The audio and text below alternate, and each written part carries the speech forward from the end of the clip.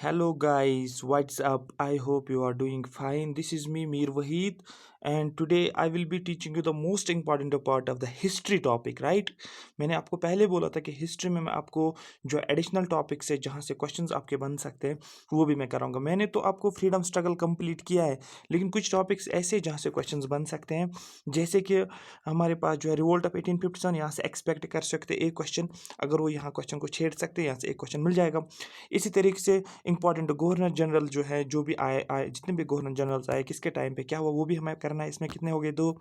तीसरा जो है वो हमारा रहेगा, वो एक्ट्स रहेंगे हमारे, गवर्नमेंट ऑफ इंडिया एक्ट 1935, गो 1909, ये सभी मैं करा के लाऊंगा बीच बीच में, क्योंकि आपका जो एक्चुअल पोर्शन तो हुआ है, लेकिन बीच बीच में ये भी आपको रहेगा, सो दैट आप इसके साथ भी टच में रहोगे, आप उन चीज़ों को भी रिवाइज करोगे। ये एक स्ट्रैटेजी होती है किस तरीके से टॉपिक्स को करना है। एक ही फ्लो में नहीं करना होता है। कुछ सब्जेक्ट्स ऐसे होते हैं फ्लो में नहीं जाना होता है। थोड़ा सा किया, नेक्स्ट सब्जेक्ट पे गए, उसमें से थोड़ा सा किया, वापस आ गए उस सब्जेक्ट में से, उसमें से थोड़ा किया, वापस गए उस सब्जेक्ट में से। उससे क्या होता है, एक कंटिन्यूटी रहती है। उससे क्या होता है, आप उस सब्जेक्ट को फिर भूल नहीं जाते हो, उस सब्जेक्ट को भी आप रिवाइज करते हो। ठीक है। इसीलिए अब क्या करूँगा, अब मैं आज ये प्रोवाइड करूँगा, जैसे रिवोल्ट ऑफ 1857। इससे क्या, मैं आपको एक होमवर्क देता हूँ, एक असाइनमेंट देता हूँ। आप क्या करोगे, कल जो ही आप ये लेक्चर देखोगे, ख़त्म करोगे, तो कल आप क्या करोगे, एक तो इस लेक्चर को भी रिवाइज़ करोगे, दूसरा पिछला जो भी हमने हिस्ट्री का पढ़ा वो भी रिवाइज़ करोगे। 2-3 आवर्स तक ऊपर-ऊपर से रिवाइज़ करना, आपको वो चीज़ें रिकैप्चुलेट हो जाएँगी। तो ये एक टेक्नीक होती है जो हम करते हैं। हम क्या करते हैं, हम एक बार सिलेबस को कवर कर लेते हैं, एक सब्जेक्ट को, फिर उसको खोलते ही नहीं है एग्ज़ाम तक। जब खोलते ही नहीं है तो वो तब तक भूल जाते हैं। तो ये आपको समझ नहीं आएगा अभी, आपको आहिस्ता-आहिस्ता चीज़ों को रियलाइज़ हो जाएगा, सर मैं क्या कर रहा था, ठीक है? चलो हम स्टार्ट करते हैं। I am presenting this lecture series through triple S, one of the best platform for free education, having more than 1,21,000 subscribers, right? तो ज़्यादा से ज़्यादा चैनल को सब्सक्राइब करो और शेयर करो और वीडियो को भी लाइक करो ज़्यादा से ज़्यादा। देखो, इसमें मैं जानबूझकर शॉर्ट नोट्स लेकर आया हूँ, आपको अंदाज़ा लगेगा कि शॉर्ट नोट्स से क्या पढ़ना है। जिस पॉइंट पे भी मैं फोकस करूँगा वो इंपॉर्टेंट पॉइंट है, वो एग्ज़ाम में पूछा गया है। अभी जो ये लेक्चर ख़त्म हो जाएगा उसके बाद ही आप एमसीक्यू सॉल्व करो। अभी ख़त्म हो जाएगा लेक्चर, 5-10 मिनट रेस्ट कर लेना, सीधे एमसीक्यू पे जाना, एमसीक्यू सॉल्व करना, वो याद हो जाएगा, बात ख़त्म, और कुछ नहीं करना है। चलो हम स्टार्ट करते हैं। हुँ। चलो, अगर आप सबसे पहले देखो मैं पहले नोट्स आपको दिखाऊँ। देखो, मैंने पूरा रिवोल्ट ऑफ 1857 किस फॉर्मेट में लिखा है। ये बिल्कुल शॉर्ट नोट्स हैं, इसको बोलते हैं हम माइंड मैप के फॉर्म में बनाया मैंने। ये आप पूरा देख सकते हो। रिवोल्ट ऑफ 1857 मैंने स्टार्ट किया, कहाँ-कहाँ से मैंने क्या किया, ब्रांचेस मैंने निकाले, फिर अलग-अलग ये हो गया एक। पूरा कंटेंट है इसमें, पूरा कंटेंट मैं आपको समझाऊँगा। दूसरा पेज आप देख सकते हैं यहाँ पर, ये पूरा है, फिर यहाँ से यहाँ तक। नेक्स्ट चलेंगे आगे, सॉरी, 1 सेकंड। यहाँ चलेंगे तो यहाँ आप देख सकते हैं, यहाँ पर कहाँ पर किस तरीके से मैंने किया है। इसी मैं इसलिए लेकर आया हूँ इन शॉर्ट नोट्स को, आप भी इसी तरीके से बना लो। लेकिन ये तब बनाना होता है जब आपके पास इन्फॉर्मेशन हो, इन्फॉर्मेशन होने के बाद ही बना सकते हो। ठीक है? तो खुद आपको लिखना है, नो बुक्स को देखने के बगैर ही लिखना है। जो भी आपने बुक से पढ़ा था, फिर जो भी आपको याद आ रहा है उसको डाल सकते हैं यहाँ पर। ठीक है? चलो, हम ये पूरा कंप्लीट करेंगे इंशाल्लाह। सबसे पहली बात, what was revolt of 1857? Revolt of 1857 क्या था? सबसे पहला पॉइंट ये आपको जानना है। मैंने क्वेश्चंस को बिल्कुल आसान भाषा में क्वेश्चन आंसर फॉर्म में बनाया। सभी क्वेश्चंस आपको मिलेंगे। सबसे पहला important landmark in the history of India, India की हिस्ट्री में एक इंपॉर्टेंट लैंडमार्क था। कौन सा? रिवोल्ट ऑफ 1857, याद रखना, ठीक है? और इसी रिवोल्ट ऑफ 1857 को बोला जाता है first war of independence. Question पूछा गया है, किस ईयर को बोला जाता है फर्स्ट वार ऑफ इंडिपेंडेंस? आपको बोलना है रिवोल्ट ऑफ 1857, मतलब फर्स्ट वार ऑफ इंडिपेंडेंस बोला जाता है किसके ऊपर, किसको बोला जाता है? रिवोल्ट ऑफ 1857 को बोला जाता है। लेकिन कुछ लोगों का ये भी कहना है कि नहीं, ये फर्स्ट वार ऑफ इंडिपेंडेंस नहीं था, उसमें भी कुछ इश्यूज थे। लेकिन उतने डीप आपको जाना नहीं होता है, क्योंकि उतना डीप इसलिए जाना होता है, जब हम आंसर राइटिंग करते, क्वेश्चन ऐसे होता है कि बोला जाता है कि first war of independence, revolt of 1857 is considered as the first war of independence. Comment, हमें कमेंट करना होता है क्या ये फर्स्ट वार ऑफ इंडिपेंडेंस है। ये भी बोला जाता है first war of independence can not be considered as the first war of independence, उस पर भी कमेंट करने पड़ते हैं। इसका मतलब हमें अलग अलग क्या क्या रीजन थे जो कि इसको हम नहीं बोल सकते हैं first war of independence. In general आपको याद रखना है क्वेश्चन MCQ में SSB के लिए, SSC के लिए इसको first war of independence consider किया जाता है। ऑब्जेक्टिव पूछा गया, बस इतना आपको याद रखना है। नेक्स्ट चलेंगे, सबसे पहली बात ये हो गया। जैसे मैंने, अगर आपको याद होगा, मैंने आपको इंडियन नेशनल मूवमेंट पढ़ाया था। तो उस इंडियन नेशनल मूवमेंट में मैंने आपको क्या बताया था? मैंने आपको बताया था कि इंडियन नेशनल मूवमेंट में उस टाइम जब स्टार्ट हुआ था 1885 में, उस टाइम गवर्नर जनरल कौन था या वायसराय कौन था उस टाइम पे? तो उस टाइम पे कौन सा था? आपको याद होगा कौन था वो? लॉर्ड डफरिन था। मैंने डफर का नाम बोला था। ये हो गया उस टाइम का। लेकिन हम पढ़ रहे हैं 1857 की बात कर रहे हैं। तो इस टाइम कौन सा गवर्नर जनरल था? उसका नाम था लॉर्ड कैनिंग। याद रखना, लॉर्ड कैनिंग।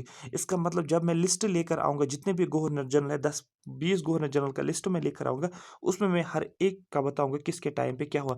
रेलवे सिस्टम किसके टाइम पे हुआ है, एल्बर्ट बिल कंट्रोवर्सी वो क्या था, गैगिंग एक्ट क्या था, ठीक है, लॉर्ड डलोजी के बारे में क्या हम पढ़ेंगे, सब कुछ हम उसमें पढ़ेंगे। लेकिन आप जो मैं पढ़ाऊंगा आपको उसी पे आप फोकस करते जो, मैं सारा कुछ कवर करके दूंगा आपको, वो टेंशन लेने की जरूरत नहीं है। तो याद क्या रखना है MCQ का फॉर्मेट? सबसे पहला, उस टाइम का गवर्नर जो था उसका नाम था Lord Canning. That means Lord Canning का जो टाइम पीरियड था, लॉर्ड कैनिंग आया था एज ए गवर्नर जनरल 1956 और कितने साल तक रहा? 1962 तक रहा। इसका मतलब रिवोल्ट ऑफ 1857 खुद कब हुआ? 1857 में। तो डेफिनेटली इसके टाइम पीरियड में ही, उस टाइम गवर्नर जनरल यही था, इसके टाइम पीरियड में जो है रिवोल्ट ऑफ 1857। तो ये क्वेश्चन, दोनों क्वेश्चन पूछे गए हैं। फर्स्ट वार ऑफ इंडिपेंडेंस भी बोला जाता है रिवोल्ट को। दूसरा पॉइंट ये भी क्वेश्चन है आपके ल्यूसेंट के ऊपर, आप देख लेना, लॉर्ड कैनिंग जो था वो गवर्नर जनरल था, आपको याद रखना है। लेकिन क्वेश्चन है, क्या काजेज थे रिवोल्ट ऑफ 1857 के?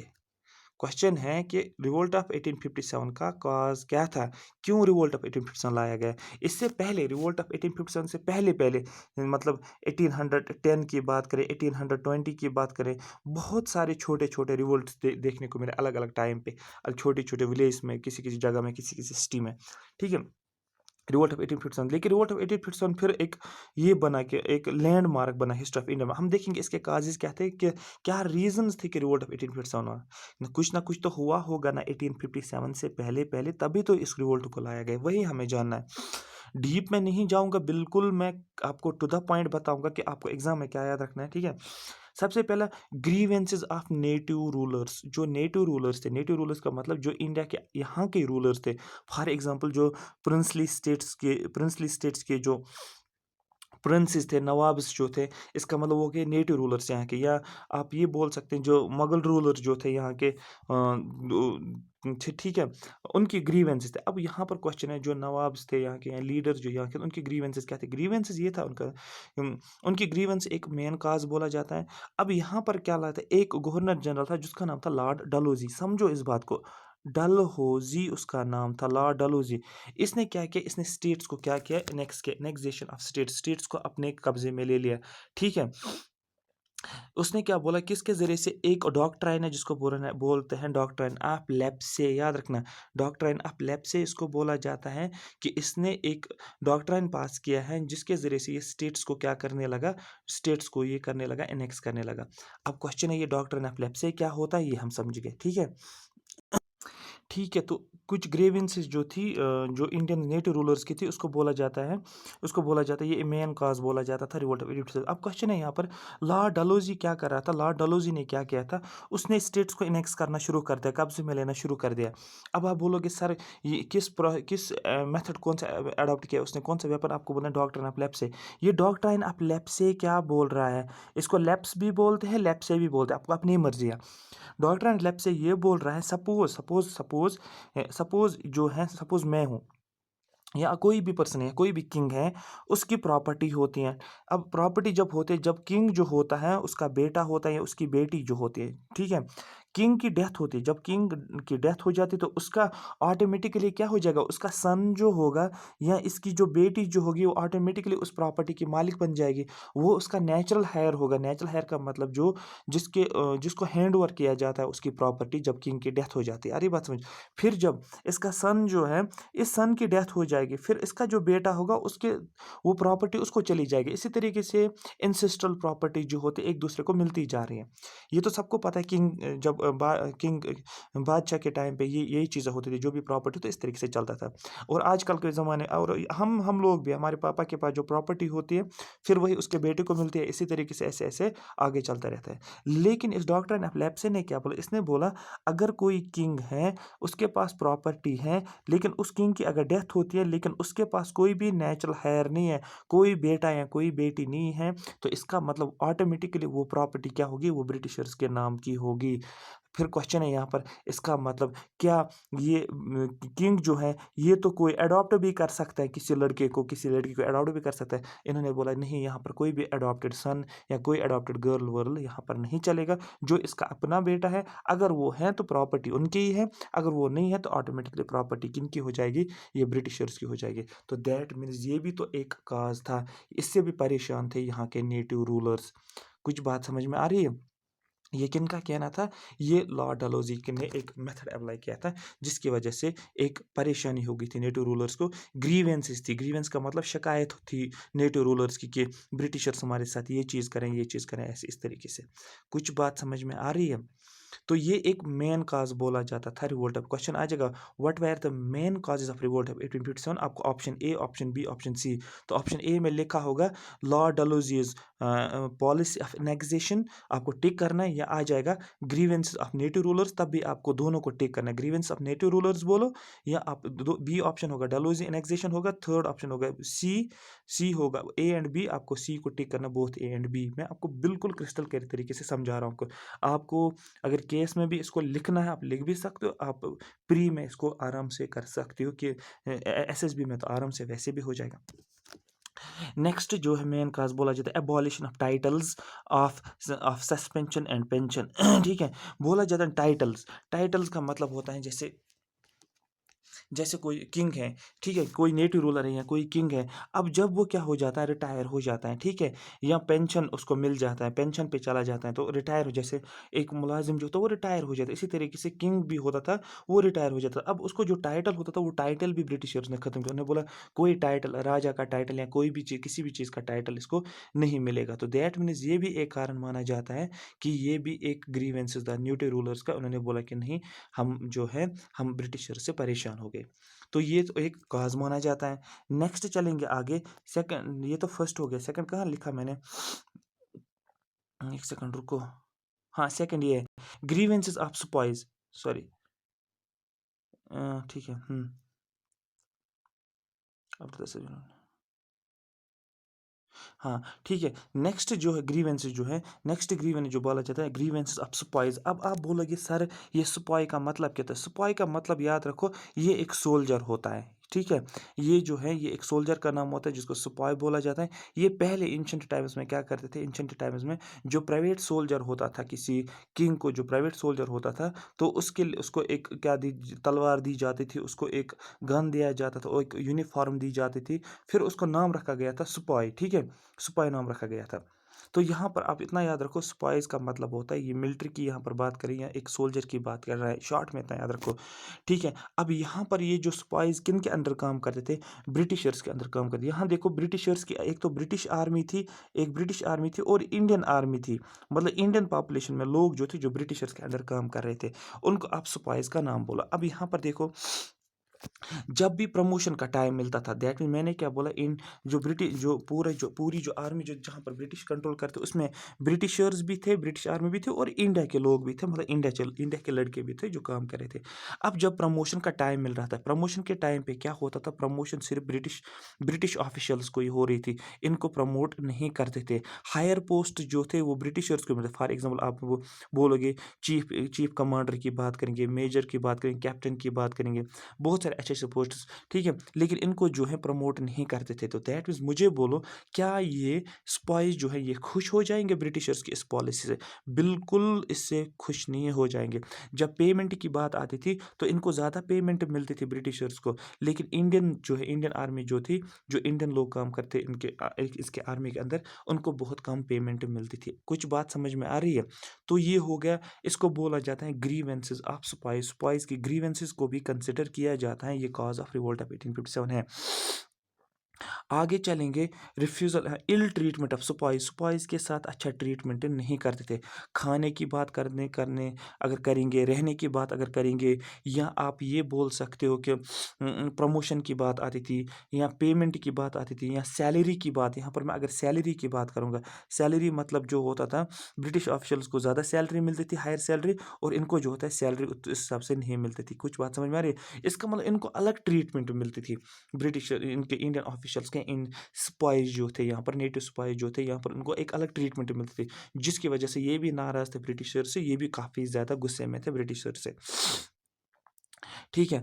अब यहाँ पर समझो, refusal of Britishers to refusal of British to pay foreign service allowance, याद रखो इसको। फॉरेन, ये सभी क्वेश्चंस पूछे गए, foreign service allowance, foreign service allowance, इसका दूसरा नाम जो है बटा, याद रखो, BATTA भी है, बुक्स में लिखा है, BHATTA भी लिखा है। फॉरेन सर्विस एलोवेंस को नाम दिया जाता है बटा। फॉर एग्जांपल, मतलब अगर इंडियन रूलर जो है, समझो, सॉरी, इंडियन जो स्पाई जो है ये काम कर रहे हैं बांग्लादेश में, सॉरी बंगाल में, ठीक है, बंगाल में इनका जॉब है, यहाँ पर बंगाल में। अगर सिंध में कोई भी प्रॉब्लम आती थी, सिंध सिंध और आपको पता था, सिंध पंजाब की बात करेंगे जो अभी पाकिस्तान के पास है, ठीक है। तो सिंध में अगर इनको भेजते थे, सपोज पर्सन ए है, पर्सन बी है, पर्सन सी, ये स्पाइज हैं, इनको यहाँ पर किसी और जगह पर काम करने के लिए भेजते हैं, ठीक है। मतलब यहाँ पर इनकी ट्रांसफ़र हो जाती है, यहाँ पर वार में जंग करने के लिए, और भी किसी जगह भेजते हैं। सपोज हम सिंध की बात करें, जब इनको एक जगह से दूसरी जगह भेज देते तो इनको एक एक्स्ट्रा अलाउंस मिलता था, एक एक्स्ट्रा पैसा मिलता था इनको, ठीक है, पहले पहले।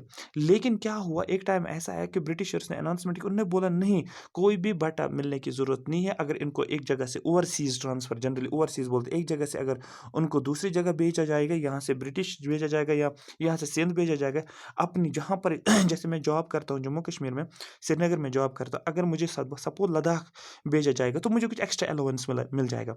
इसी तरीके से अगर अब क्या हो जाएगा, मुझे बोला जाएगा हम आपको भेजेंगे नेपाल, या मुझे बोला जाएगा अरुणाचल प्रदेश, तो मुझे क्या मिलना चाहिए, एक्स्ट्रा अलाउंस। लेकिन अब ब्रिटिशर्स बोल रहे हैं आपको कुछ एक्स्ट्रा अलाउंस नहीं मिलेगा, उसी को नाम दिया जाता है बटा। मुझे बोलो, जब इनको एक्स्ट्रा अलाउंस नहीं मिलता है, आप मुझे बोलो क्या ये खुश हो जाएंगे, स्पाइस नहीं खुश हो जाएंगे। तो ये भी एक काज माना जाता है रिवोल्ट ऑफ 1857 का।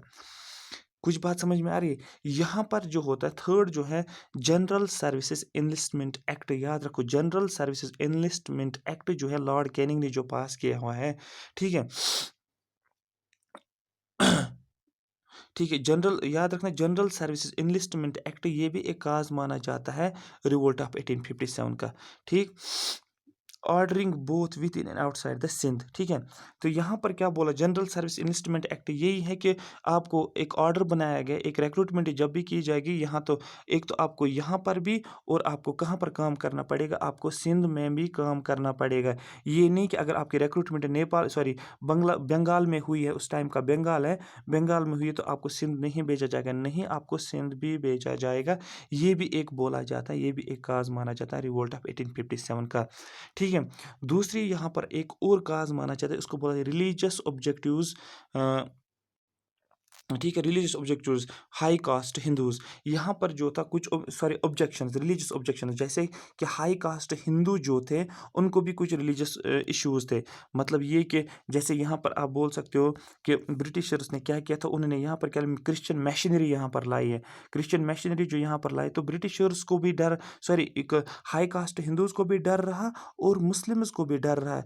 क्या पता जो ये ब्रिटिशर्स यहाँ पर आए, ये तो हमें एजुकेशन, ये तो बोल रहे कि हमें इंग्लिश एजुकेशन प्रोवाइड करनी है, लेकिन इस इंग्लिश एजुकेशन के चक्कर में अगर उन्होंने लोगों को मुस्लिम से कन्वर्ट कर दिया, ब्रिटिश मतलब इसमें क्रिश्चियनिटी में, हिंदूज़ को डर लगा कि क्या पता ये हिंदूज़ को कन्वर्ट करेंगे किस में, क्रिश्चियनिटी में कन्वर्ट करेंगे। तो दैट मीन्स जो हाई कास्ट हिंदू जो है, उनको भी यहाँ से क्या देखने को मिला, डर देखने को मिला। वो भी ऑब्जेक्शंस करने लगे किनके अगेंस्ट, ब्रिटिशर्स के अगेंस्ट। तो हर साइड से अगेन, हर साइड से लोग परेशान थे ब्रिटिशर्स से, ठीक है, हर साइड से लोग परेशान थे ब्रिटिशर्स से, ठीक है। यहाँ पर थर्ड अगर आप देखोगे, Orthodox and conservative people. Orthodox and conservative people का मतलब जो मतलब ओल्ड ऑर्डर के पॉपुलेशन है, ओल्ड ऑर्डर के लोग हैं, जैसे बोलते हैं ना कंजर्वेटिव फैमिली को बहुत कुछ सोच लेते हैं। अगर ऐसा हुआ, किसी लड़के को अगर बाहर पढ़ाई के लिए भेजेंगे, फिर सोच रहे हैं अगर ऐसा हुआ, ऐसा हो जाएगा तो ऐसा हो जाएगा। तो कंजर्वेटिव पूरा, कहाँ गई है लड़की, कहाँ नहीं गई है, मतलब इस तरीके से रिलीजियस इश्यूज थोड़ा सा ज़्यादा उसमें उनको ये होता है कि नहीं, हर एक चीज़ देखने को मिला। मतलब जो ऑर्थोडॉक्स और कंजर्वेटिव पीपल है, उनको डर था। डर क्या था? उनको डर था, वो हिंदूज भी हो या मुस्लिम्स हो, उनको क्रिश्चियन मशीनरी से डर था। डर ये था कि क्रिश्चियन मशीनरीज तो आई यहाँ पर, क्रिश्चियनिटी तो यहाँ पर आ गए, ये तो इंग्लिश एजुकेशन प्रोवाइड करने लगे लोगों को, ठीक है। तो यह क्या पता ये उनको कन्वर्ट करेंगे किस में, ये इसको हिंदू, इसको क्रिश्चियनिटी में कन्वर्ट कर सकते हैं, उनका रिलीजन ही चेंज कर सकते हैं, ठीक है। दूसरा ये डर था क्योंकि जब यहाँ पर इंडिया में क्या चल रहा था, हिंदू कास्ट हायर कास्ट में क्या चल रहा था, सिस्टम सिस्टम ऑफ सती चल रहा था। उस सिस्टम ऑफ सती को भी ब्रिटिशर्स ने अबॉलिश किया गया था, कब? 1829 में। अब क्वेश्चन है ये किसने किया? आपको बोलना राजा राममोहन राय ने। राजा राममोहन राय ने, ठीक है, किया है, लेकिन उसको किसने हेल्प की है उस टाइम की, ये आप मैं आपको बताऊंगा किसने उसको हेल्प किया है, ठीक है। लॉर्ड विलियम बेंटिक थे। 1929 में लॉर्ड विलियम बेंटिक ने इसको हेल्प की है। और राजा राममोहन राय का जो मेन एम था, abolition of Sati Sati system को ख़त्म करना इंडिया में, तो वो सक्सेसफुल रहा उस केस में। तो ये क्वेश्चन पूछ सकते हैं, एबॉलिशन ऑफ सती किसने किया है? आपको बोलना है Raja Rammohan Roy with the help of Lord William Bentinck in 1929 में या 28 में आप बोल सकते हैं, ठीक है। 1929 में सती को ख़त्म किया था, जिसकी वजह से जो कंजर्वेटिव इंडियंस जो थे, कंजर्वेटिव हिंदूज जो थे, वो इनको काफ़ी ज़्यादा जो है नफरत होने लगी ब्रिटिशर्स से। ये ब्रिटिशर्स के अगेंस्ट थे, ये ऑब्जेक्शंस करने लगे। विडोर मैरिज, ठीक है। तो यहाँ पर विडोर मैरिज एक्ट की बात करेंगे। विडोर मैरिज एक्ट का मतलब जब किसी की डेथ होती है, किसी वुमेन के हस्बैंड की डेथ होती है, तो वहाँ पर उस वुमेन को बोला जाता है आप शादी नहीं कर सकते। लेकिन ब्रिटिशर्स ने क्या बोला? बोला कि इसका भी एक राइट है कि ये शादी कर सकते हैं। तो यहाँ पर विडोर मैरिज एक्ट को भी पास किया गया 1856 में। ये भी अगेंस्ट था, इंडियंस के अगेंस्ट, उनके इंटरेस्ट के अगेंस्ट था, जिसकी वजह से इंडिया ने जो है ये अगेंस्ट हो गए किनके? ब्रिटिशर्स के।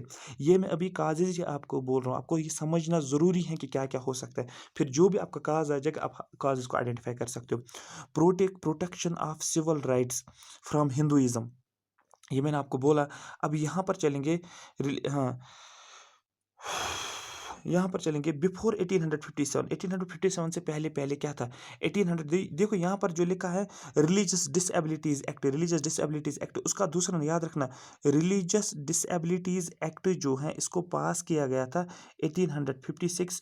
ये क्वेश्चन पूछा जाता है, इसका दूसरा नाम क्या है? आपको बोलना है Lex Loci Act, Lex Loci Act, Lex Loci Act बोला जाता है। अब आप बोलो, अब अभी मैं ये डिटेल यहाँ पर नहीं लाऊंगा, इसकी डिटेल मुझे लानी है जब मैं आपको पढ़ाऊँगा, क्या? जब मैं आपको क्या बोलते हैं उसको, जब मैं क्या बोलते हैं उसको, गवर्नर जनरल का लिस्ट बताऊँगा, वहाँ पर मुझे इस रिलीजियस डिसेबिलिटीज़ एक्ट के बारे में बताना है। और बहुत सारी चीज़ों को पता वहाँ पर ही बताऊँगा मैं। अब यहाँ पर रिवोल्ट ऑफ 1857 से पहले-पहले बहुत सारे म्यूटिनीज़ चल रही थी, बहुत सारे रिवोल्ट छोटे-छोटे लेवल पे रिवोल्ट चल रहे थे। विलोर म्यूटिनी याद रखना है, विलोर म्यूटिनी 1806, मैंने पहले ही बोला था 1857 से पहले-पहले भी क्या था, बहुत सारे छोटे-छोटे रिवोल्ट चल रहे थे। 1806 में हुआ था विलोर म्यूटिनी। यहाँ पर एक और है 1764 में, ठीक है, म्यूटिनी ऑफ सिपाहीज इन बंगाल 1764 में। अगर आपको वो बैटल ऑफ बक्सर की जब हम बात करते हैं। दूसरी बात, सिपाही म्यूटिनी 47th रेजिमेंट, बाराकपुरा 1824, ये भी देखने को मिले। इसका मतलब ये बोला जाता है कि 1857 से पहले पहले और भी रिवोल्ट चल रहे थे, जो कि वो भी रीज़न एक माना जाता है, जिसकी वजह से एक बड़ा सा ब्लास्ट देखने को मिला, एक बड़ा सा रिवोल्ट देखने को मिल रहा है, जो कि लैंडमार्क रहा है इंडियन हिस्ट्री में, जिसको बोला जाता है रिवोल्ट 1857। ये काजेज जो है इसको कंसिडर किया जाता है रिवोल्ट ऑफ 1857 के काजेज। सबसे पहला आपको काज के सबसे पहला पॉइंट आपको क्या याद रखना, अपने नोट्स में डाला, आपको बोलना उस टाइम का गवर्नर जनरल था, गवर्नर जनरल जो था उसका लॉर्ड कैनिंग था। ये कैनिंग कर रहा था लोगों के, बस इतना याद रखो। ये मैं थोड़ा सा ट्रिक आपको बोल रहा हूँ, ट्रिक को याद करने के लिए। जैसे मैंने लॉर्ड डफर, डफर याद रहेगा आपको, इसी तरीके से यहाँ पर कैन याद रखो, ये ज़्यादा कैनिंग कर रहा था लोगों को मार रहा था। तो याद रखो, इसका मतलब रिवोल्ट ऑफ 1857 के टाइम पे लॉर्ड कैनिंग था गवर्नर जनरल। दूसरा काजेज क्या क्या था आपको बोला, grievances of native rulers. Dalhousie ने क्या किया, डॉक्टर नेपलेप्से को पास किया था, ठीक है, टाइटल्स को एबॉलिश किया किया गया था। तीसरी बात आपको ये बोलूँगा मैं, ग्रीवेंसेस, अब स्पाइस की ग्रीवेंसेस थी, इसमें क्या बोला जाता है, इनको डिस्क्रिमिनेट किया जाता था पेमेंट्स और प्रमोशंस के बीच में, ठीक है, उनको ये बाटा सिस्टम नहीं मिल रहा था, इसको भी ख़त्म किया गया। तो उसके बाद मैंने बोला जनरल सर्विस इंस्ट्रूमेंट एक्ट, इनको बोला गया आपको यहाँ पर भी काम करना है और बाकी ओवरसीज़ में भी काम करना है, ठीक है। तीसरा ये बोला जाता है जो ऑर्थोडॉक्स कंजर्वेटिव जो थे उनको डर रहा था क्रिश्चियन मिशनरी की एक्टिविटीज से, ठीक है। मैंने ये भी बोला था कुछ ह्यूमैनिटेरियन मेजर जो लिए थे ब्रिटिशर्स ने, सती सिस्टम, विडो मैरिज एक्ट और प्रोटेक्शन ऑफ सिविल राइट्स की बात की मैंने, जिसको बोला जाता है रिलीजियस डिसेबिलिटीज एक्ट या लेक्स लॉयस एक्ट की मैंने बात की। कुछ और एक्ट्स भी हुए थे रिवोल्ट ऑफ 1857 के, ये भी कुछ काजेज माना जाता है रिवोल्ट ऑफ 1857 का। आई होप यहाँ तक आपको रिवोल्ट ऑफ 1857 के काजेज एक डिटेल में आपको समझ में आया है। कहीं से भी क्वेश्चन पूछ सकते हैं, आप आइडेंटिफाई कर सकते हो कि रिवोल्ट ऑफ 1857 के क्या क्या काजेज हैं। एक और काज यहाँ पर है, हाँ, एक और काज है यहाँ पर, अभी देख सकते हैं, grievances of craftsmen, peasants and zamindars. Craftsman की बात करें या पीजेंट्स की बात करें, जो जिम्मेदार्स की बात, याद रखो पीजेंट्स ऐसे लोग होते हैं जो कहाँ पर काम करते हैं, जिनका अपना ज़मीन नहीं होता, खेतों में काम करते हैं, ठीक है, उनका अपना ज़मीन नहीं होता, लेकिन वो क्या करते हैं, वो किसी और की ज़मीन में काम करके कमाई करते हैं। जिम्मेदार्स का मतलब होता है जिनका अपना लैंड होता है। अरे बात समझ, डिस्ट्रक्शन, अब इनकी ग्रीवेंसेस की यहाँ पर बात करेंगे। Destruction of village industries and handicrafts industries, Britishers ने क्या किया, जो भी विलेज में इंडस्ट्रीज थी, विलेज इंडस्ट्री जितनी भी थी, उनको ब्रिटिशर्स ने क्या किया, ख़त्म किया ब्रिटिशर्स ने। और उन्होंने क्या बोला, ब्रिटिशर्स ने क्या बनाया, रॉ मटेरियल इंडस्ट्रीज ब्रिटिशर्स ने उनको बना लिया, क्योंकि ब्रिटिशर्स को चाहिए था रॉ मटेरियल। और उस रॉ मटेरियल को कहाँ लेकर जाते थे ब्रिटिशर्स, उस रॉ मटेरियल को लेकर जाते थे इंग्लैंड लेकर जाते थे, क्योंकि वहाँ पर इंडस्ट्रियल रेवोल्यूशन ऑलरेडी हो चुका था, वहाँ पर इंडस्ट्रीज ऑलरेडी बनी थी 1850s में। अगर आपको 1750s में आपको पता होगा, वो इंडस्ट्रियल रेवोल्यूशन आपने पढ़ा होगा, तो इंडस्ट्रीज ऑलरेडी बनी थी। ब्रिटिशर्स को क्या होता था, ब्रिटिशर्स को रॉ मटेरियल चाहिए था, इन्होंने क्या किया, जो विलेज इंडस्ट्रीज जो थे, हैंडीक्राफ्ट्स इंडस्ट्रीज, उसको ख़त्म किया गया, क्योंकि उनको चाहिए था रॉ मटेरियल, उन्हें रॉ मटेरियल इंडस्ट्रीज में कन्वर्ट किया। और रॉ मटेरियल कहाँ चला जाएगा, इंडिया से कहाँ चला जाएगा, लंदन चला जाएगा। वहाँ पर क्या करेंगे, उस रॉ मटेरियल को कन्वर्ट करेंगे फिनिशड प्रोडक्ट्स में, और इसी फिनिशड प्रोडक्ट को इंडियन मार्केट में लेकर आएंगे और इंडिया के लोगों को ही भेजेंगे और इंडिया से ही पैसे ले लेंगे। ड्रेन ऑफ वेल्थ, जैसे मैंने आपको ऑलरेडी पहले बताया था, ये भी एक काज माना जाता है। रीज़न क्या है, one way free trade policy Britishers ने रखे। उन्होंने बोला नहीं, one way free trade policy मतलब ट्रेड सिर्फ और सिर्फ जो ट्रेड हो जाएगा वो ब्रिटिश से कहाँ चीज़ें आ जाएंगी, सिर्फ और सिर्फ इंडिया में ही चीज़ें आ जाएगी। यहाँ पर कोई भी इंडस्ट्री, कोई भी फैक्ट्री नहीं रहनी चाहिए।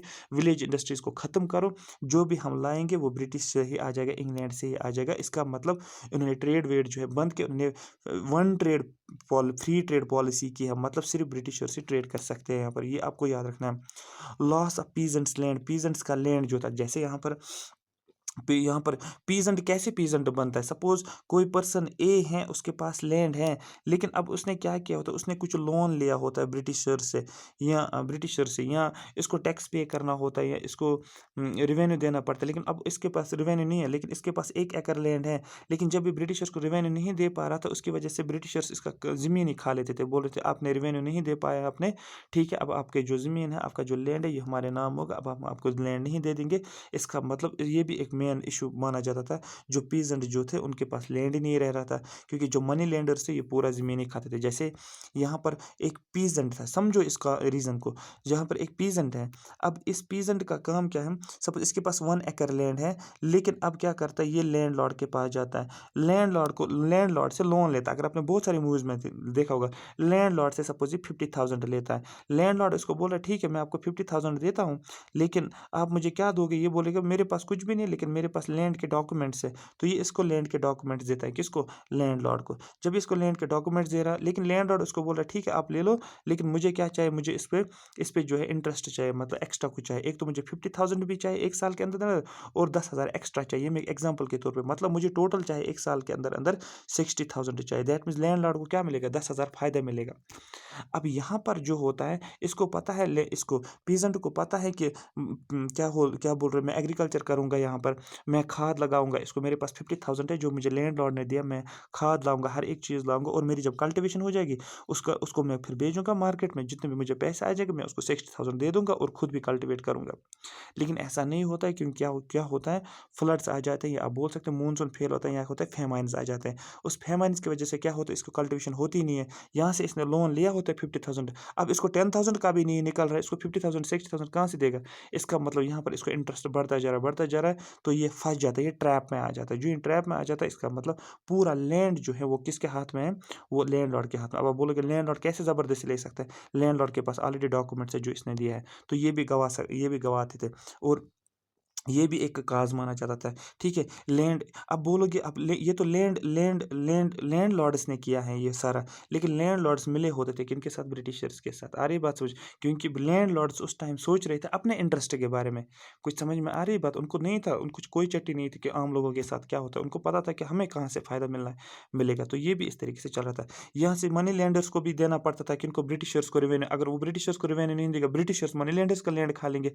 अगर आपने पढ़ा होगा वो परमानेंट सेटलमेंट का सिस्टम, तो वहाँ पर आपको ये समझ आया होगा। चलो इतना तो मैं आपको बता रहा हूँ, आपको समझ आया होगा।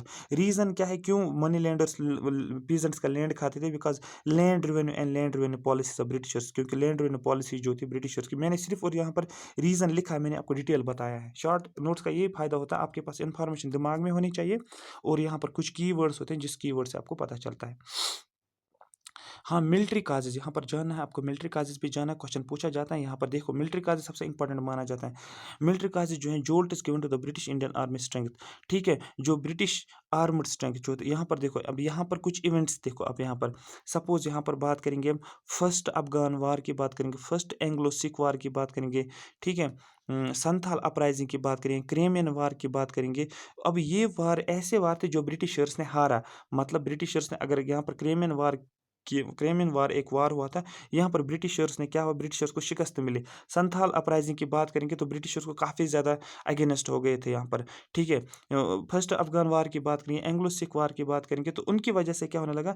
जो आर्मी, जो ब्रिटिशर जो थे, जो इंडियन इंडियन के लोग जो थे या सिपाही जो थे, उनको काफ़ी ज़्यादा हिम्मत मिली। हिम्मत इस तरीके से मिली उनको, उनको पता है कि ब्रिटिशर, ये ज़रूरी नहीं कि ब्रिटिशर्स हमेशा जीत सकते हैं। ऐसी कंडीशंस भी हुई हैं जिन कंडीशंस में ब्रिटिशर्स ने हारा है। दैट मीन्स ये पॉसिबल है कि ब्रिटिशर्स को हम यहाँ से हरा सकते हैं, हम उनके साथ लड़ सकते हैं, ठीक है। आ रही बात समझ?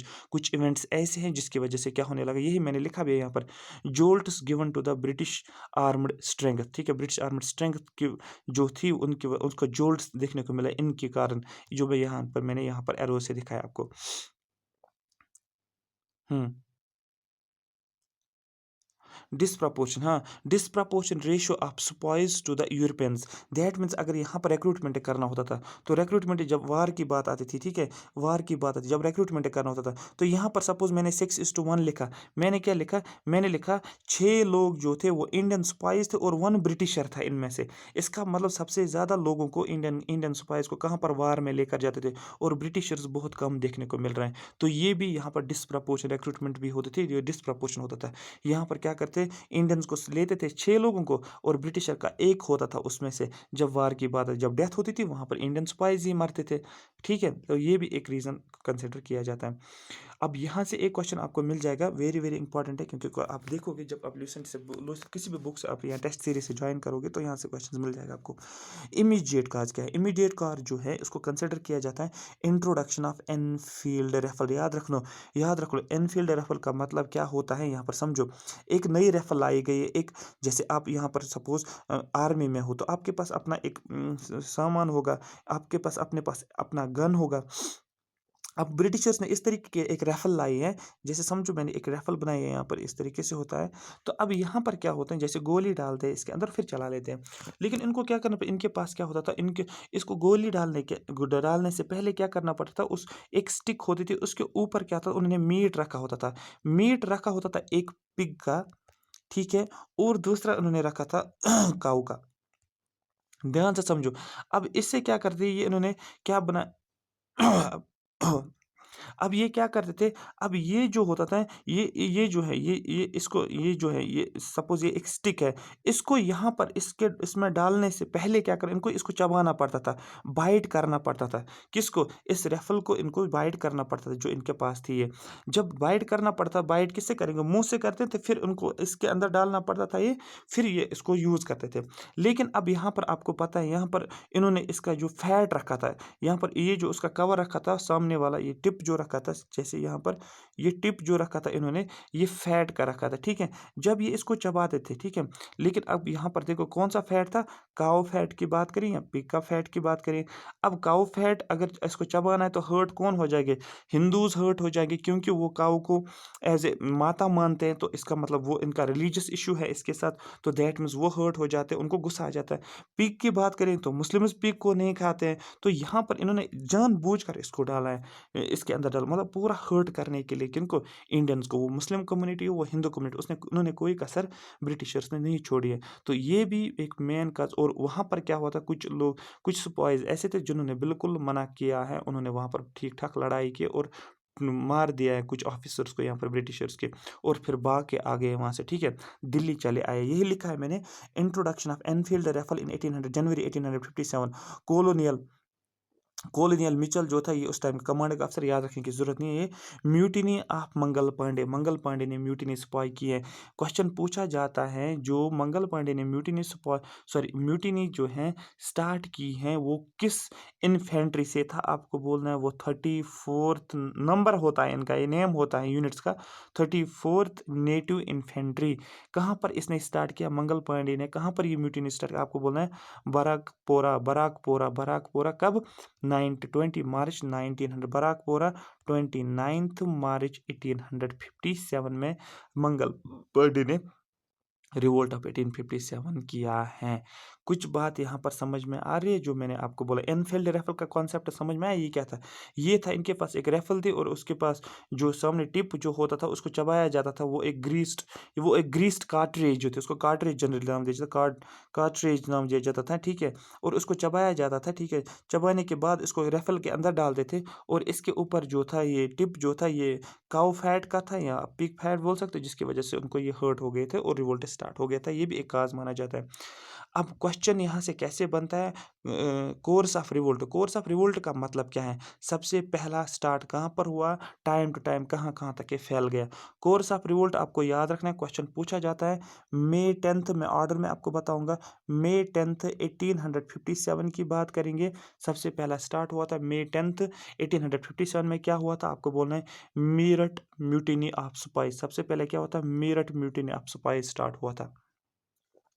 मेरठ में म्यूटिनी स्टार्ट हुई थी, याद रखो। वहाँ पर इन्होंने क्या बोला, उन्होंने बोला कि इन्होंने एक स्लोगन दिया, उन्होंने बोला दिल्ली चलो, क्योंकि जब ब्रिटिशर्स ने उनको काफ़ी ज़्यादा ये परेशान किया, तो अब इन्होंने क्या एक रिवोल्ट स्टार्ट किया, उसको बोलते हैं मेरठ म्यूटिनी ऑफ स्पाइज। कब, 10 मई 1857 में उन्होंने एक स्लोगन दिया दिल्ली चलो, तो ये दिल्ली आ गए और उन्होंने ऑफिशियल अनाउंसमेंट किया।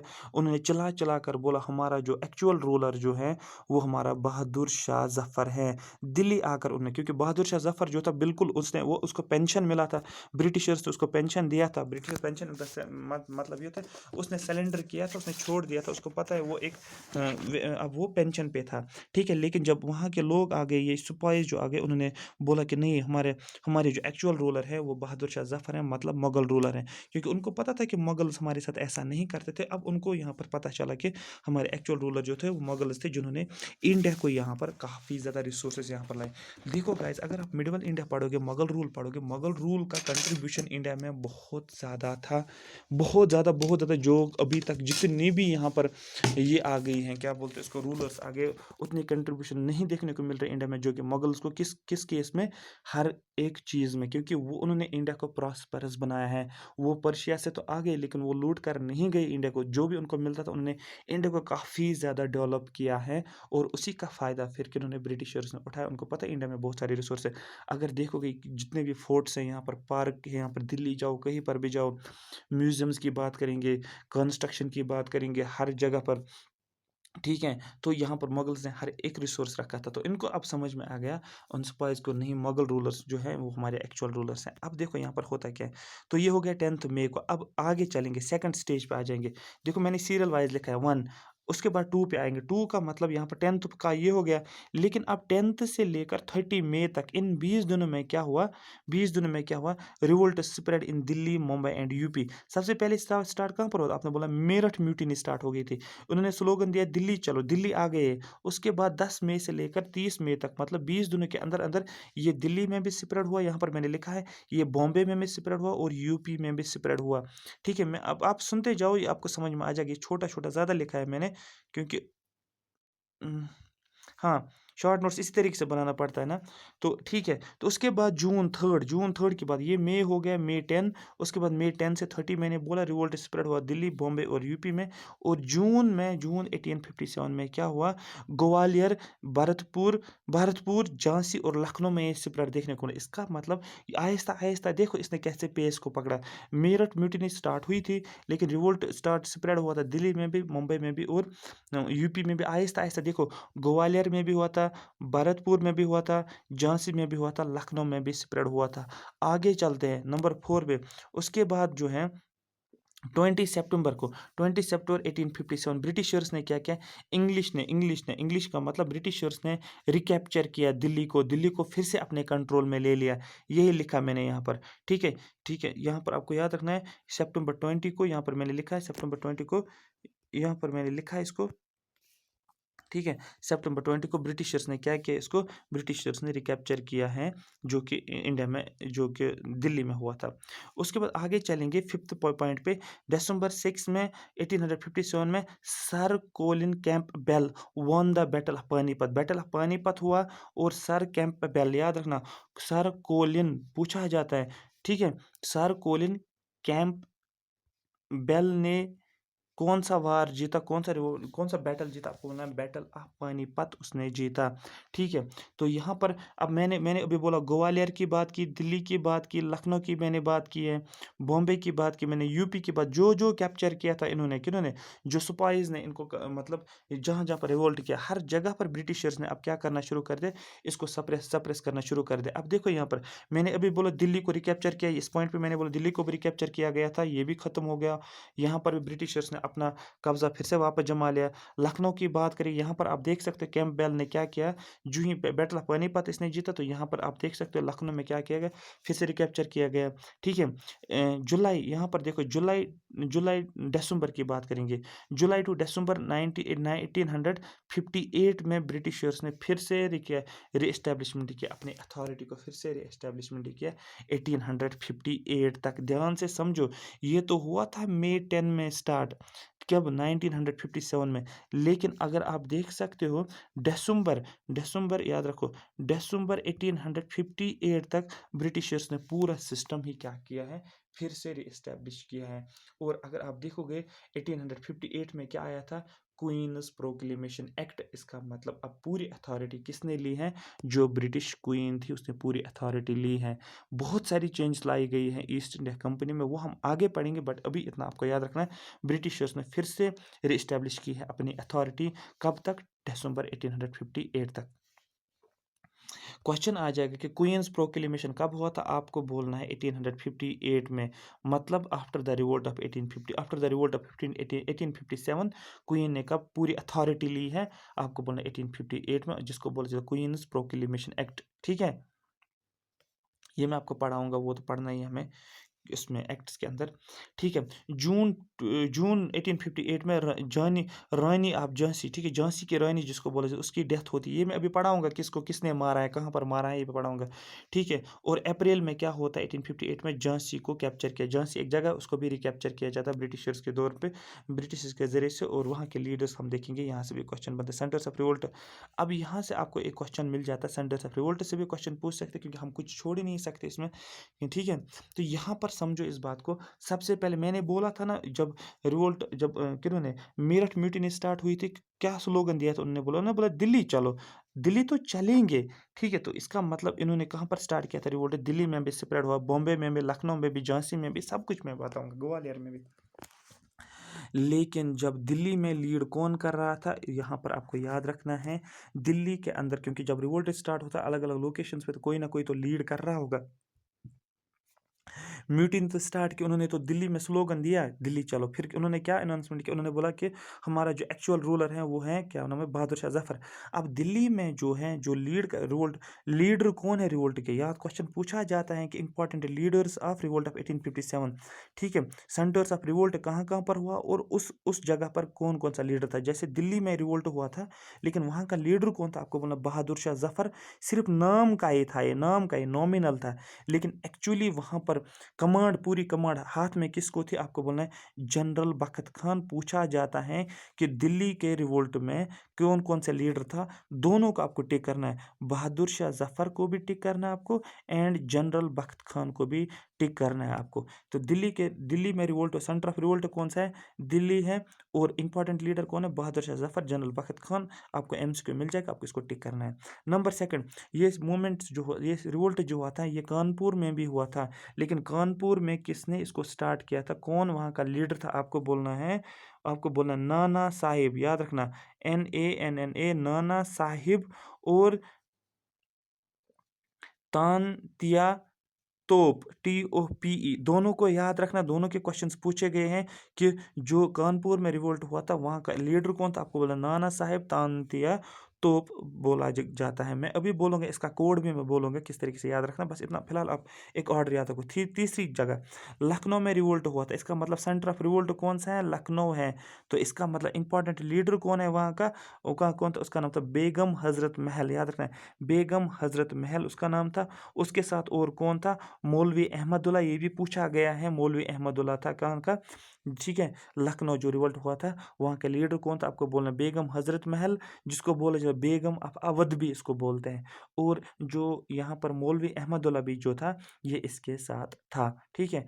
नेक्स्ट फोर्थ चलेंगे, centre of revolt, centre of revolt का नाम था झांसी की बात करेंगे, और यहाँ की जो हेड जो थी उसका नाम था रानी लक्ष्मी बाई, ठीक है, रानी लक्ष्मीबाई।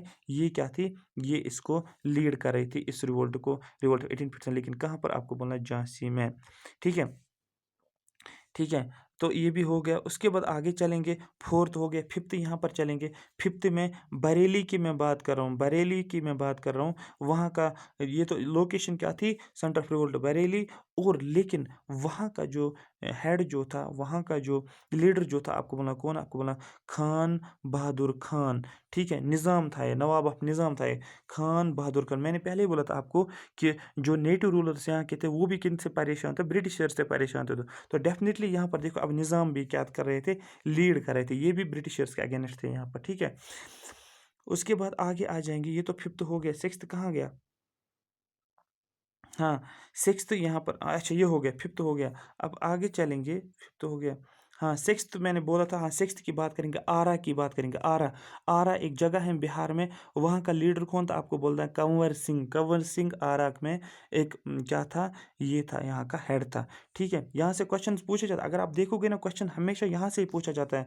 आपको बोला जाएगा कि important centre of revolt Delhi का था, दिल्ली में था, ठीक है, दिल्ली में था। वहाँ के लिए इंपॉर्टेंट लीडर्स बताओ दिल्ली के कौन थे, लखनऊ के इंपॉर्टेंट लीडर्स बताओ दिल्ली के थे। यहाँ वहाँ पर नाम ही दिया जाएगा, बोला जाएगा कि जो है बेगम हजरत महल, वो कहाँ किस लोकेशन पे लीड कर रही थी, किस सिटी में लीड कर रही थी, आपको बोलना वो लखनऊ की लीडर थी, ठीक है।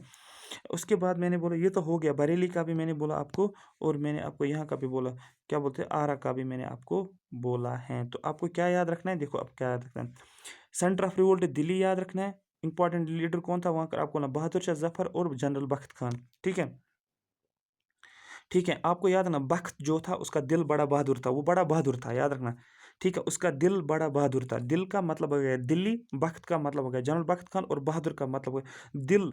देखो याद रखो, बख्त खान जो था वो बड़ा बहादुर था, बहादुर तभी होगा जब इसका दिल बड़ा होगा। तो याद रखना, दिल्ली से जनरल बख्त खान और बहादुर शाह जफर, बस इसका लिंक करो।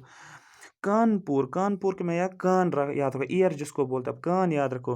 नाना, नाना जो है ये कान में कुछ बोल रहा था, क्या बोल रहा था, ये बोल रहा था कि तोप आ जाएगी अभी, वो फटने वाली है, ठीक है। तो याद रखो, तोप हो गया तांतिया तोप, नाना हो गया नाना साहिब, कान का मतलब होता है कानपुर, ये इस तरीके से आप याद रख सकते हो। उसके बाद मैंने बोला लखनऊ, लखनऊ का मतलब लक की, याद रखो, LUC के लक। जो ये बेगम हजरत महल जो थे, इसका लक, बेगम का लक बहुत ही अच्छा था। ये लीडर बन गई यहाँ के, कहाँ के, लखनऊ की लीडर। तो लक का मतलब लखनऊ से निकला है। बेगम जो थी बड़ी लकी थी, याद रखना। नाम क्या है इसका, बेगम हजरत महल। और इसका याद रखना, बेगम हजरत महल की शादी हुई थी मौलवी के साथ। बस, अब एक्चुअल में उसकी शादी नहीं तो हुई थी मौलवी के साथ, बस इतना आपको याद रखना है, मौलवी अहमदुल्ला। ठीक है। झांसी, ये तो सबको पता है, झांसी को क्या बनाना है, झांसी की रानी तो आपको पता है, रानी लक्ष्मीबाई। नेक्स्ट चलते हैं, उसके बाद मैंने क्या बोलता, बरेली। बरेली खान, खान बहादुर खान। ठीक है। देखो यहाँ पर मैंने क्या बोला, यहाँ पर बहादुर शाह जफर है, कंफ्यूज नहीं होना है। दिल्ली का बहादुर शाह जफर है, लेकिन यहाँ पर जो है बरेली में खान बहादुर खान है। खान बहादुर खान है, तो यहाँ पर क्या करेंगे, खान जो है, खान क्या कर रहा था, खान ज्यादा बियर पीता था। ठीक है। बियर पीता था ज्यादा। ठीक है, बियर पीता था ज्यादा, तो खान ज्यादा बियर पीता था, इसके बाद उसने लड़ाई करनी शुरू कर दी। बचा यहाँ पर नाना साहेब। ठीक है। अच्छा, ये तो हो गया, ये तो हो गया, ये तो नीचे वाला पोर्शन है। ऊपर आ जाए, ऊपर जो है ये है आरा। आरा की बात करें, बिहार में है। ठीक है। ठीक है। कौन जो है, कौन वार कर रहा था, कौन वार का मतलब होता है कंवर सिंह। ठीक है। हाँ, इसको याद क्या रख सकते हो, हाँ, ऐसे याद रख सकते हो, मैंने ऊपर कोड लिखा भी है, ऊपर कोड लिखा भी है। अरे हाँ, अरे भाई कौन है, अरे भाई का मतलब, अरे भाई कौन है, अरे का मतलब आरा से, भाई का मतलब बिहार की बात मैं कर रहा हूँ। अरे भाई कौन है, कौन का मतलब होता है कौन से निकला है, कंवर सिंह। बस इतना याद रखना। ये 6 रिवोल्ट, सेंटर्स ऑफ रिवोल्ट 6 थे, और इन 6 लोकेशंस का मैंने आपको बताया था कौन कौन सा, क्या नाम है, रिवोल्ट क्या नाम था इसका, कौन कौन सा लीडर था। आई होप यहाँ तक ये बात आपको समझ आई होगी। अब यहाँ पर इनका फेट, इनका आगे देखेंगे, इनका फ्यूचर क्या बना, फिर क्या हो गया। जैसे मैंने आपको बोला, हर हर जगह पर रिवोल्ट को ख़त्म किया गया, किन ने, ब्रिटिशर्स ने। ब्रिटिश ने तो फिर से अपना जो है रीस्टेब्लिशमेंट किया, अपना जो भी सिस्टम था उनका। इसका मतलब उन्होंने अरेस्ट तो किया होगा लीडर्स, कुछ लीडर्स को मारा भी गया होगा, कुछ लीडर्स को कैप्चर भी किया होगा। अब यही हमें जानना है। सबसे पहले कहाँ की बात करेंगे हम, दिल्ली की बात करेंगे। जब हम दिल्ली की बात करेंगे, दिल्ली में कौन सा लीडर था, बहादुर शाह जफर और जनरल बख्त खान। देखो अब ब्रिटिशर्स ने क्या किया, ब्रिटिशर्स ने जब इसको दिल्ली को रिकैप्चर किया, फिर से अपनी रिस्टैब्लिशमेंट स्टार्ट की, तो इन्होंने क्या किया, जनरल बहादुर शाह जफर को क्या किया, उसको अरेस्ट किया गया और उसको रगून भेजा गया। याद रखना है उसको, ब्रिटिश, याद रखना उसको क्या किया गया। आपको क्वेश्चन पूछा जाएगा कि ब्रिटिशर्स ने बहादुर शाह जफर को क्या किया, उसको अरेस्ट किया गया। ठीक है, दिल्ली में, और कहाँ पर भेजा गया उसको, आपको बोलना डिपोर्टेड टू रगून, रगून भेजा गया उसको। बस इतना आपको याद रखना। सेकंड में किसकी हमने बात की थी, हमने सेकंड बात की थी कहाँ पर, हमने किसकी और बात की थी, हमने बोला था नाना साहब, ये कहाँ, चलो नाना साहब की बात की थी। मैंने बोला था नाना साहब कहाँ का रिवोल्ट था, नाना साहब जो था वो था, कहाँ गया नाना साहब यार, नाना साहब था, हाँ, कानपुर का लीडर था ये। नाना साहब जो था ये कानपुर का लीडर था। ठीक है, क्योंकि नाना जो है कान में कुछ बोल रहा था कि तोप आने वाले हैं। इसको ये चला गया नेपाल, नेपाल भाग गया। यहाँ लिखा भी escape to Nepal, never to be heard again. उसके बाद पता ही नहीं चला इसको ये कहाँ गया, इसको किसने खाया, इसने किसी शेर ने खाया, टाइगर ने खाया, किसी ने मारा, इसको कुछ पता नहीं। बस इतना याद रखना आपको, नाना साहब का हाल ये हुआ, वो बंगाल चला गया, सॉरी नेपाल चला गया, फिर पता ही नहीं उसका क्या हुआ, वो किसी को पता नहीं है।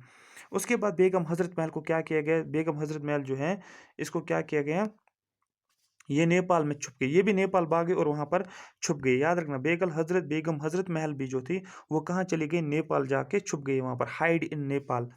ठीक है। उसके बाद जो रानी लक्ष्मी का भाई की बात करेंगे, इसकी डेथ हो गई बैटल में, लड़ते लड़ते शहीद हो गई। इसको याद रखना, रानी लक्ष्मी बाई, इसकी डेथ हो गई एट ए टाइम, जब ये लड़ रही थी लड़ाई के टाइम पे। उसके बाद देखेंगे, आगे चलते हैं, तांत्या तोप की बात करेंगे। ये देखो तांत्या तोप को क्या हुआ, escape to jungle of central Asia, ये सेंट्रल एशिया के जंगल में चले गए। तांत्या तोप जो है ये सेंट्रल सेंट्रल एशिया के जो भी जंगल थे, ऊपर जो है उसके इंडिया के ऊपर जो क्या आ रहा है, सेंट्रल एशिया की बात करेंगे। सेंट्रल एशिया के जंगल्स में चले गए, जब सेंट्रल एशिया के जंगल्स में चले गए, और वहाँ पर क्या हुआ, एक जिम्मेदार था उसका, ठीक है, ही वॉज बेट्रेड बाय ए जिम्मेदार फ्रेंड, उसका एक फ्रेंड था, जिम्मेदार फ्रेंड था। उसको पता, क्योंकि फ्रेंड्स को जब कोई भी कांड करते हो ना आप, वो सब कुछ पता किसको होता है, आपके फ्रेंड्स को पता है। अगर किसी को पता नहीं, आपके फ्रेंड को डेफिनेटली पता होता है। अब इसके फ्रेंड को भी पता है कि ये भाग गया कहाँ पर, ये जंगल में छुपा हुआ है, और उसने ब्रिटिशर्स को बता के इसको पकड़वा दिया, तो और उसको फिर जो भी हुआ है, लेकिन उसका फ्रेंड जिम्मेदार ने पकड़। क्वेश्चन आएगा कि ऐसा कौन सा लीडर था जिसको सेंट्रल एशिया में भाग के अपने फ्रेंड ने उसको जो है अरेस्ट करवाया, आपको बोलना है वो था तांत्या तोप। मैं आपको फुल फ्लेज्ड इन्फॉर्मेशन देता हूँ, आपको किसी बुक से पढ़ने की ज़रूरत नहीं, आप स्पेक्ट्रम पढ़ो, इससे ज़्यादा कंटेंट मैं दूंगा स्पेक्ट्रम से। आप एनसीईआरटी से पढ़े, एनसीईआरटी से बहुत ज़्यादा चीज़ें मैं आपको बता रहा हूँ, लेकिन इवन कि आपको ये चीज़ें पता होनी चाहिए। एमसीक्यू तो कहीं से भी आ जाएगा, एमसीक्यू तो आप एक्सपेक्ट नहीं कर सकते कहाँ से आ जाए, लेकिन इसमें से तो डेफिनेटली आ जाएगा अगर वो छेड़ सकते हैं इस टॉपिक को। हाँ, कंवर सिंह का क्या हुआ था? Kanwar Singh died after revolt of 1857। Revolt 1857 के बाद इसकी डेथ होगी ना, 1859 में इसकी डेथ होगी। कुछ अपना रीज़न भी होगा, मर गया होगा, ठीक है। उसके बाद जो है, हाँ, यहाँ पर मैंने लिखा सप्रेशन ऑफ रिवोल्ट। अब कोई ना कोई जैसे जैसे रिवोल्ट चल रहा था, हर जगह पर जो था, जितनी भी जगह थी, उनका कोई लीडर जो था, जो लीड कर रहा था। ये तो आपको पता चला कौन कहाँ का लीडर था, किसको क्या हुआ। लेकिन क्वेश्चन है, ब्रिटिशर्स का भी लीडर कोई ना कोई होगा जो इनको अरेस्ट कर रहा होगा। हर जगह पर कोई ना कोई कमांडर तो होगा जो इनको अरेस्ट कर रहा होगा, ठीक है। उनका नाम जानेंगे, जैसे मैंने अभी कैंपबेल का बोला था आपको, ठीक है। तो यहाँ पर जानेंगे सबसे पहले जनरल जॉन निकोलसन। याद रखना, जनरल जॉन निकोलसन ने क्या किया? उसने कैप्चर किया दिल्ली को। क्वेश्चन पूछा जाता है, इसने किसको कैप्चर किया? आपको बोलना है दिल्ली को किसने रिकैप्चर किया? आपको बोलना है दिल्ली को रिकैप्चर किया किसने? जॉन निकोलसन ने रिकैप्चर किया। दूसरी बात आती है यहाँ पर, ये तो फर्स्ट हो गया। सेकंड पे यहाँ पर मैंने आपको एरो दिखाया है, यहाँ पर देखो मैंने फर्स्ट लिखा है, ऊपर जाके सेकंड आपको ढूंढना है नोट्स पे। सर कोलिन कैंपबेल जो है, इसने किसको रिकैप्चर किया? आपको बोलना है इसने रिकैप्चर किया है कानपुर एंड लखनऊ को। सर ये क्वेश्चन पूछा गया है, इसलिए मैंने लिखा है यहाँ पर। क्वेश्चन पूछा जाता है कि लखनऊ और कानपुर को रिकैप्चर किसने किया है? कि जॉन निकोलसन ने किया है या कि सर कोलिन कैंपबेल ने? आपको बोलना है कानपुर और लखनऊ को कैंपबेल ने किया है, और यहाँ पर क्या बोलते हैं उसको, निकोलसन ने क्या किया है? उसको दिल्ली को रिकैप्चर किया। दिल्ली का पूछ सकते हैं, निकोलसन याद रखना। थर्ड मैंने बोला हुग रोज, HUG, सॉरी ह्यूज नहीं, हग रोज, याद रखो, HUGH, हग रोज एक कमांडर था। उसने क्या किया? उसने उसने मारा किसको? रानी लक्ष्मीबाई को। याद रखना, झांसी की रानी को उसी ने मारा, और फिर झांसी को वापस क्या किया? उसने रिकैप्चर किया है, ठीक है। उसके बाद लास्ट जो है वो है वेनसिट, VINCENT, वेनसेंट, ये क्या है? EYRA, एयर, याद रखना। वेनसेट एयर जो है, इसने क्या किया? सप्रेस्ड द रिवोल्ट ऑफ आरा, इसने आरा का रिवोल्ट को ख़त्म किया है। आई होप यहाँ तक ये बात आपको पूरी समझ आई होगी। यहाँ पर ये कंप्लीट हो गया आपका रिवोल्ट ऑफ 1857। इसमें मैंने कुछ भी नहीं छोड़ा है, मतलब एक पॉइंट मैंने नहीं छोड़ा। मैंने काज भी आपको बताया, मैंने आपको जनरल काजेज बताए, मैंने आपको इमीडिएट काज भी बोला। इमीडिएट काज कौन सा था? एनफील्ड राइफल वाला। मैंने आपको मिलिट्री काजेज भी बोला, मैंने ग्रीवेंसेस भी आपको बताया। उसके बाद मैंने सेंटर्स ऑफ रिवोल्ट भी बताया आपको कहाँ कहाँ पर हुआ था। मैंने उन सेंटर्स ऑफ रिवोल्ट के लीडर्स का भी नाम बताया आपको। मैंने ये भी बोला उन लीडर्स को किसने कहाँ पर लीड किया था। मैंने ये आपको बोला उन लीडर्स को किसने किसने सप्रेस किया, कहाँ पर सप्रेस किया गया। सर जॉन कैंपबेल कौन था, कोलिन कैंपबेल कौन था, निकोलसन कौन था, ये मैंने सब कुछ बताया। लास्ट कुछ ओपिनियंस बताए गए हैं, याद रखना। रिवोल्ट ऑफ 1857 ने कुछ हिस्टोरियंस ने कुछ ओपिनियंस बताए हैं, कुछ ओपिनियंस आपको सुनना है।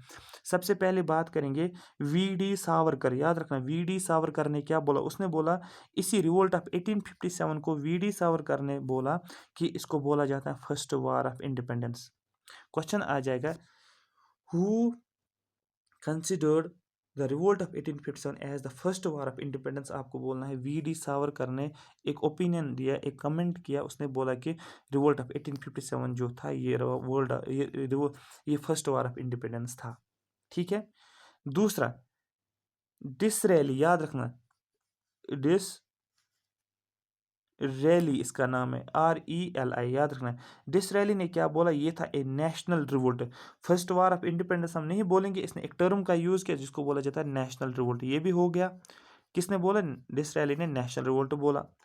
थर्ड जो है, APJ कलाम ने क्या बोला इसके बारे में? याद रखना, APJ कलाम ने इसके बारे में क्या बोला? APJ कलाम ने इसके बारे में बोला Indian national character had sunk very low. इसने बोला इंडियन नेशनल करेक्टर जो है हैड संक वेरी लो। इस सेंटेंस को आपको याद रखना, उतना ज़्यादा घुसना नहीं है, इसका मतलब क्या क्या नहीं है। उसके बाद जो है RC माजुमदार, याद रखना, RC माजुमदार जो है, इसने क्या बोला? नीदर फर्स्ट, ना तो ये first revolt of 1857 nor first war of independence. इसने बोला ना तो ये फर्स्ट रिवोल्ट ऑफ 1857 है, ना तो ये फर्स्ट वार ऑफ इंडिपेंडेंस है, ठीक है। फर्स्ट रिवोल्ट ऑफ 1850, सॉरी, ना तो ये फर्स्ट रिवोल्ट ऑफ 1850 है, ना तो ये नेशनल वार ऑफ इंडिपेंडेंस है। जैसे वी डी सावरकर ने बोला ये फर्स्ट वार ऑफ इंडिपेंडेंस है, डिसरैली ने बोला ये नेशनल रिवोल्ट ऑफ 1857, और मौजूदार बोल रहे ना तो ये है और ना तो ये है। बस इतना आपको याद रखना है। आई होप यहाँ तक आपको ये पूरा कवर हुआ होगा। ये कंप्लीट मैंने किया, 3 स्लाइड्स मैंने कंप्लीट किया, लेकिन इसमें बहुत सारी इन्फॉर्मेशन थी। इसी तरीके से मेरा पर्पज़ यहाँ पर ये लाने का इसलिए था कि यहाँ पर आपको नोट्स इस तरीके से बनाना है। अगर आप पढ़ोगे उसको, अगर आप स्पेक्ट्रम में पढ़ोगे, स्पेक्ट्रम में 10 या 15 पेजेस में रिवोल्ट ऑफ 1857 लिखा है, और आप देखो मैंने 3 पेज में किस तरीके से डाला। ये 3 पेज से, ये एक पेज डबल हो गया, ठीक है, ये पेज एक ही है, 3 पेज से, एक ये है, दूसरा ये है, और तीसरा ये पूरा रिवोल्ट ऑफ 1857 विद काजेस। आप आंसर राइटिंग भी कर सकते हो मेंस में, आप इंफॉर्मेशन भी बोल सकते हो, और आप जो है क्या बोलते हो उसको एमसीक्यू भी कर सकते हो इसके थ्रू। आई होप यहाँ तक ये सेशन समझ आए। अगर आपको ये सेशन अच्छा लगा तो कमेंट सेक्शन में आप मेंशन करो कि आपको ये सेशन कैसा लगा। नेक्स्ट जो हिस्ट्री पे होगा, बीच में मैं लेकर आऊँगा, वो होगा जो एक्ट्स हैं, इंपॉर्टेंट एक्ट्स, वो लेकर आऊँगा। फिर जो नेक्स्ट होगा उसमें मैं सभी बात करूँगा कि जो जो इंपॉर्टेंट क्या नाम है उनका यार, गवर्नर जनरल का लिस्ट जो है, वाइस राय का लिस्ट जो है, वो मैं लेकर आऊँगा। यहाँ तक आपको समझ आएगा। Thank you so much for watching me.